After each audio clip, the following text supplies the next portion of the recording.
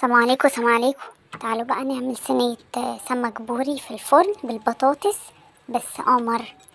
هنحضر سمكتين ونغسلهم كويس جدا وننضفهم ونحط عليهم ملح وكمون وبهارات سمك ونحطهم على جنب، ونقطع 3 طماطمات حلقات وبصل وفلفل اخضر وليمون و3 فصوص توم وعليهم 3 بطاطسات.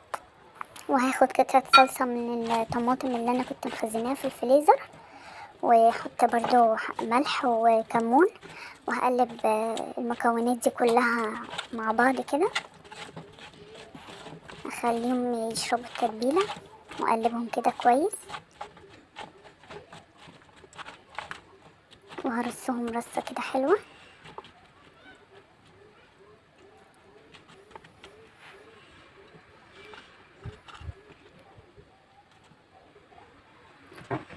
وهحط حبة مية دافيين سخنين،